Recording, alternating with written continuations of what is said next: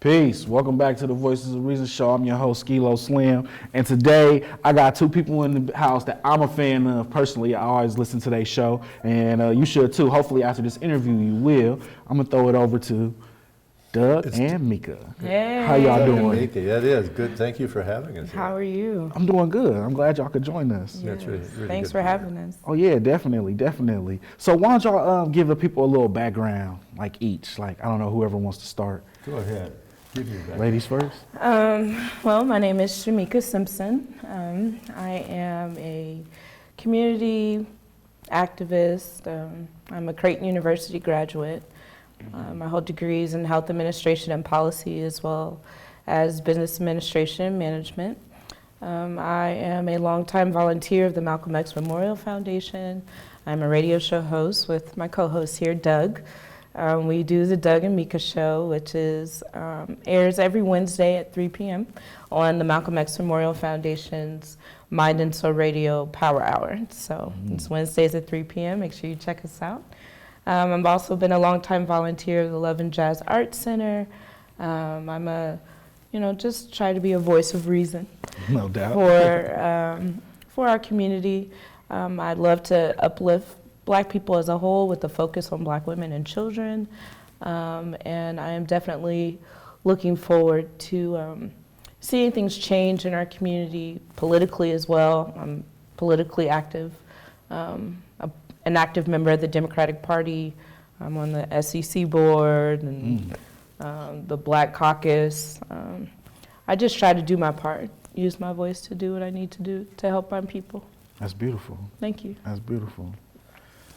Well, anyway, I'm Doug Patterson, and I just retired from UNO after 38 years of teaching and 46 years of teaching at the college level. Really? So yeah, but my area, began as sort of a standard, academic, and then it quickly became sort of theater and social justice, theater and economic justice, and that's where I've stayed. And it's been a really good ride. And now I've been retired since last August, and Meeka and I kind of ran into each other at one of those community actions at 76. Mike Brown, when Mike Brown died, we had a rally. Actually, there was a group of college students that were putting on a rally on 76 and Dodge. And I came across them on Facebook, and I noticed that they were completely unorganized and that they needed help. So I was like, let me help y'all. So we were able to actually get the rally organized, get a particular place for us to be. We had some speakers. That's where I met Leo Lewis, who was one of my very good friends. Guy, and he came and spoke. And Doug and I have actually been old family friends ever since I was like 7 or 8. And him and my mom. But we didn't figure that out. We didn't know that yet. That she'd actually been over to our house. Wow. 25 years ago. And anyway, it was just this happy meetup, and I find this dynamic, woman who's interested in political struggle. And there was a group of us who'd been working at the Malcolm X Center for half a dozen years, 10 years, to get the 101.3 FM radio station, low power FM set up, community-based radio. And I knew that since I'd been working on that with this group of people that I did want a radio show. Right. Unlike other people in the group who didn't necessarily want a radio show, I wanted a radio show. So as it came down to the time of beginning to make a proposal, I thought of Meeka. I thought this would be great because in a sense, on a station like 101.3, which is really focused on the African American community, you don't want two white faces, even though it's radio. Right. And so I thought Meeka would be a really good partner. I mentioned it to her. She jumped at it, thought it was a great idea. Yeah. So we are now well past our second year on the Doug and Meeka show and heading into 50 more. Yeah, our listening base has grown. We've had the ability to interview great people such as yourself. Yeah, it was a beautiful thing. It was a beautiful experience. And we're just, here to hopefully give voice to the voiceless. And I love the fact that, I'm a Black woman and he's a white man.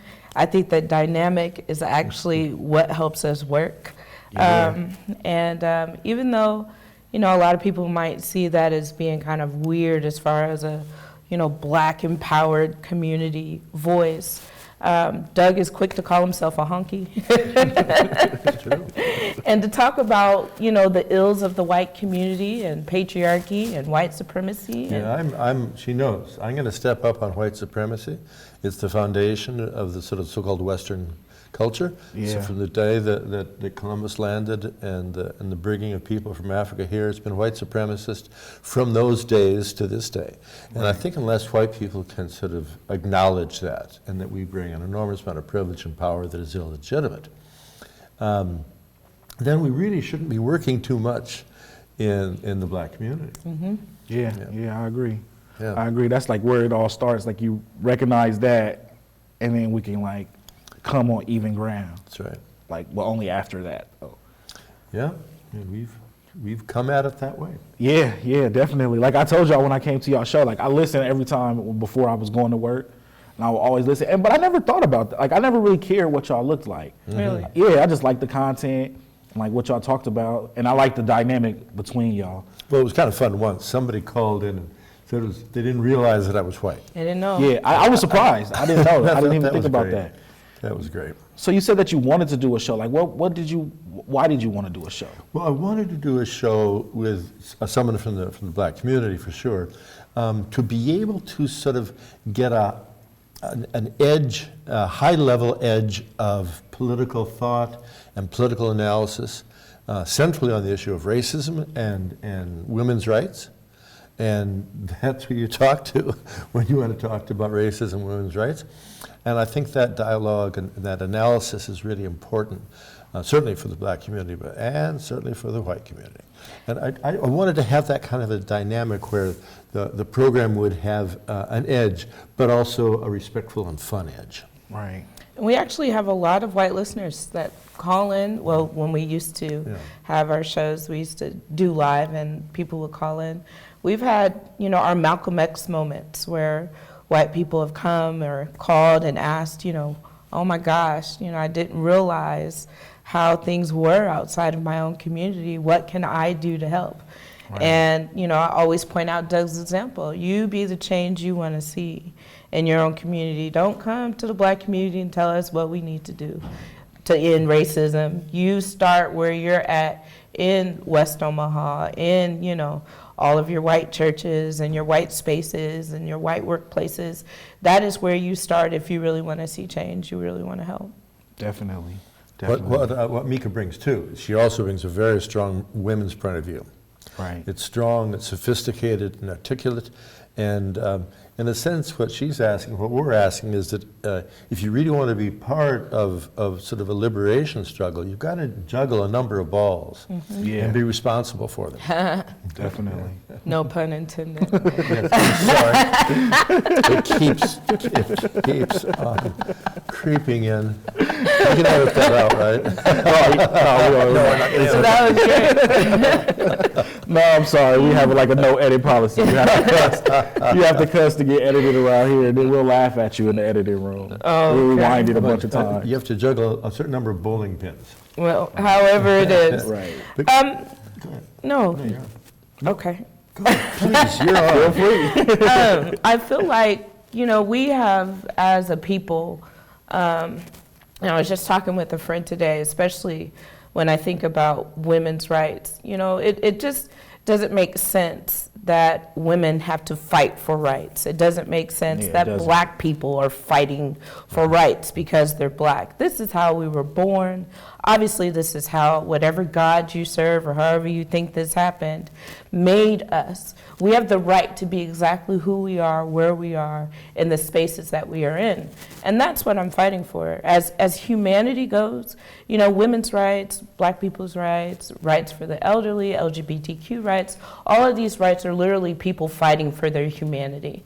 Right. And I think it needs to be looked at that way. It's a power struggle only because we've decided that you don't get certain rights based off of what you were naturally born to be, and that isn't fair. Yeah, it's one of those things that I like to point out to people. When the so-called founding fathers were done founding, By 1790. And fathering. Yeah, really, and fathering. By 1790, about 6% of the population is enfranchised, because obviously no African Americans and no women were enfranchised, and no poor people. You had to have property. So about 6% of the population was enfranchised when they get done with this. And the only way we've gotten to here is by people fighting for their rights. When the framers of all this are offering all these sort of rose petal phrases early on about, being equal and blah, blah, blah, blah, and they didn't believe it. And I think they were just idealistic without having any practical knowledge of the world they were creating. And so in a sense, the kind of things we're asking for and struggling for are the things that the country was supposed to have been built on, Right. And actually calling it to live up to what it said it is. Absolutely. And I mean, the hypocrisy that we've been all living with, and the subsequent oppression, is always on the agenda. That this nation has not begun to live up to what it said it was supposed to be. Martin Luther King says this, Right. haven't lived up to the creed. Yeah. So we're just insistent that things have got to change for this culture to be honest. Right. And the key part about that is being able to hear your voice, for your voice to be heard. Right. There's a saying that says the victor writes the stories, basically. Definitely. And if, it's only white males writing the stories, then you don't hear the voices of other people. If it's only black males writing the story, you don't hear the voices of black women in the community. So it's important that we are willing to listen to other people's experiences, willing to listen to how they feel, willing to listen, and to go forth with what we've heard, not just our own assumptions based off of our own experiences. Yeah, I'd say, just as an example, I was looking this morning, representative from California, Maxine Waters. Yeah. Auntie Love her. Maxine? She's 80. She's Right. 80 years old, and she's been in this for a long time, and she was just attacked by Donald Trump and humiliated and called names, and now she has the power. And I think it's just a metaphor for what's happening here, is that, of course, power doesn't concede anything without a demand. It's Right. got to be taken. But boy, it's beginning to be taken. Yeah. Absolutely. And that's the thing that I don't Yep. that I don't like about our president. And it seems Only one thing? that's the main thing. That's the original thing. That's why before he was our president, I didn't like the way that he belittles people, especially women, and just the way he conducts himself. Like, I might be old school or whatever, but if me and you have an issue, right, it's a way that we can talk about the issue and disagree. I don't have to attack the way you look and, all of these things about you that's like you can't change it. And then it's like, okay, it's over, it's done with. Like, how long has he made jokes about Rosie O'Donnell? Oh, forever. To me, it's to the point where it's like, it's just disgusting. It speaks to your character. Right. It's no reason to do that, Called Maxine Waters low IQ. I say, what a horrible thing for a president of the United States to do. Right. It just he insults the office as well as himself. It feeds into the racist dialogue Yes, it does. that he sees the world through. I had the opportunity finally to watch the Black KKK Klansman. Oh, yeah, Spike Lee's movie? Yes. That's a wonderful film. It was great. It was awesome. And at the end of the movie, they had David Duke speaking. Yeah. And he was talking about how Trump's agenda is basically putting the white supremacist agenda politically at work. And now it's out in the open. I feel like we've always dealt with this in the United States. All of these alphabets, KKK, FBI, Yeah. all of these CIA, they're all based out of shadowy people with shadowy backgrounds that you don't know and you don't understand, but they make decisions for us, and we deal with the backlash. I think now Trump, what he's doing in the political realm, in the public eye, is showing us what the background and the backbone of the United States has always been. There's no denying it now. At some point in time, we've had to be able to take the ruse off of our eyes and say, say, this is really the world we're in. And only things that are, I think, helping us understand how bad it's been is the fact that we now have technology to document all of these racist attacks, to document people's thoughts. They're telling on themselves. They're telling the world on themselves. And now we have a responsibility, I think, as people of color, as our allies, to take advantage of the time that we have now. Black women need to get up, vote, get politically active, do what we need to do so we can get power back in our communities. Black men need to get up, vote, get politically active. We need our people to use the opportunities that the universe is presenting us right now to help right the wrongs and to balance things out. Definitely. I definitely agree with that. I've been involved, Meeka knows this, I've been involved with this group called Omaha Tenants United. Yay. We've been engaged in the tenant struggle, and one of the people we've been dealing with and trying to resist is Dave Palladino and his slumlord system in Omaha. He owns all of those Dino storages. Yeah. And so about a week ago, we were doing some canvassing in one of his buildings, just trying to get some information about how people were living in one of his places, and he really runs slums, he does. Yeah. And one of the things he did a number of years ago is he opened a towing service, so that he gives stickers to people who are in his apartments that they have to park in certain places, and if you don't park in the right Then place, his service tows them. his service will tow you. His own residents. His own residents. He'll take their cars and then put them in a lot that's locked. And so last week, we've known about several of these. And so we went to one of the places, and the first apartment we went to, an African-American guy who said, look, the apartment's good, it's all right, there's no great problems here, but he said, you stole my car. Yeah. And this was in 2017.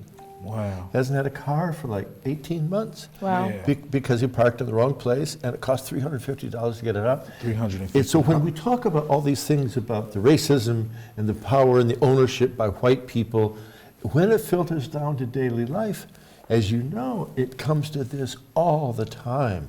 There's always something. Right. And so I was really struck by that. The first door we even talked to, same thing happening all over there too. So the idea is to build resistance to this kind of Trump world we're living in. We have to call people on that, and to organize through television and through radio and through the press, through noise, get more and more people mobilized to take action, and also get together and know each other as human beings. Yeah, that's the very key. important. That's definitely the key, because it's like, the way I see it, it's like it's only one human family. It is. And it's like the people who want to be separate are the problem, to me. Oh, yeah. Like no matter what side of the people who want to be separate, like if you want to deny that we're all one human family and you want to treat people differently, like that's where the problem starts. That's right.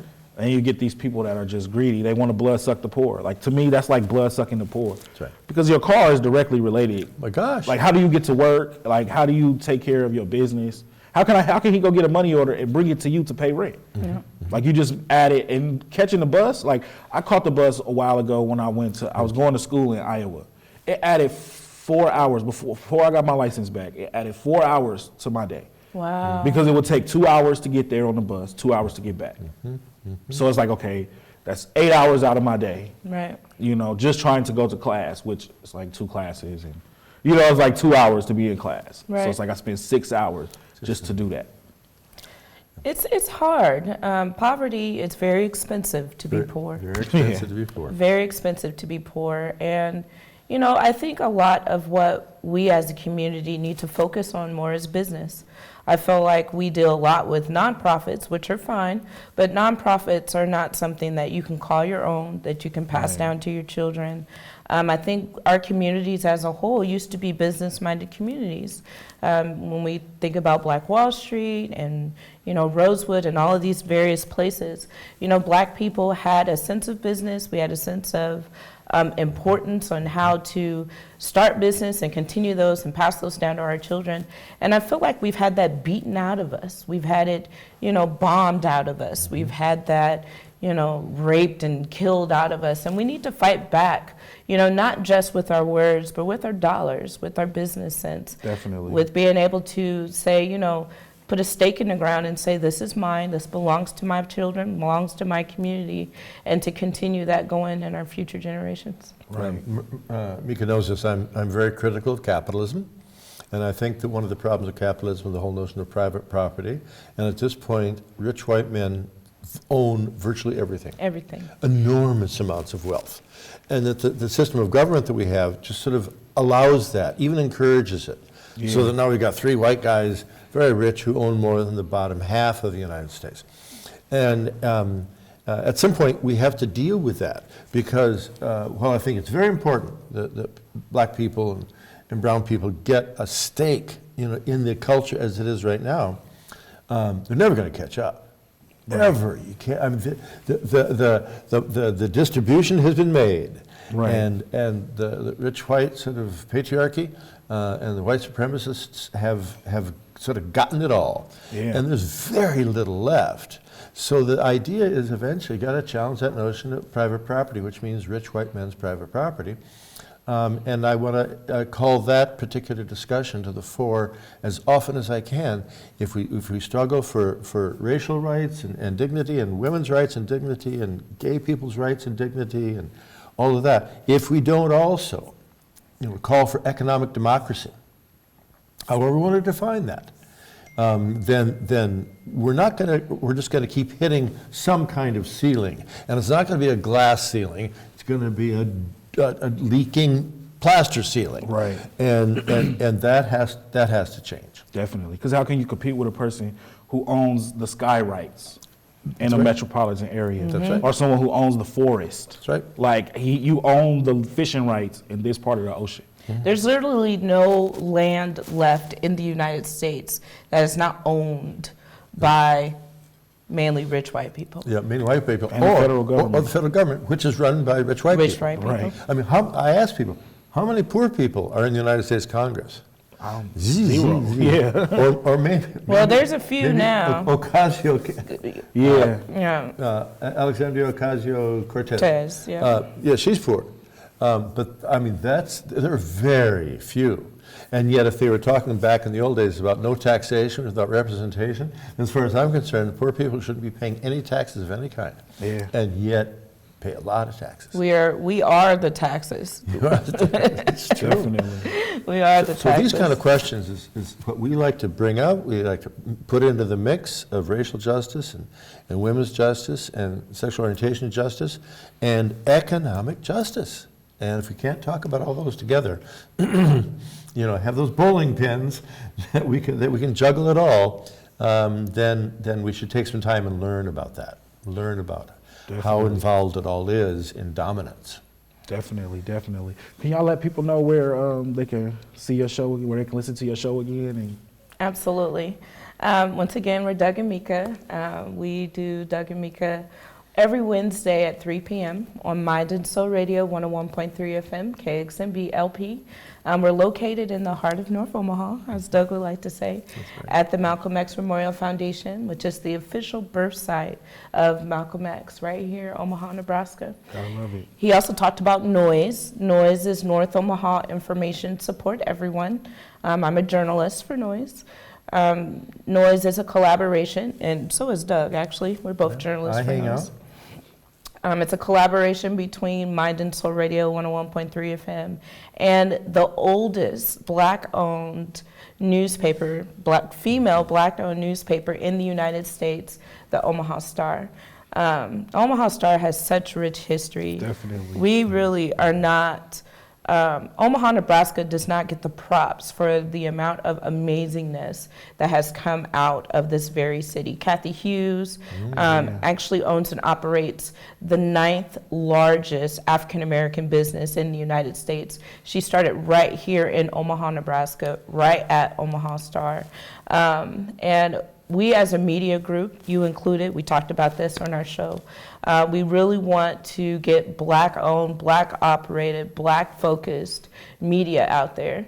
And, once again, for all of our listeners and the people watching, Black love doesn't mean hate for anyone. Mm-hmm. We just want to balance out the playing field. We want to be able to tell our news from our perspective, and that's what Mind and Soul is trying to do.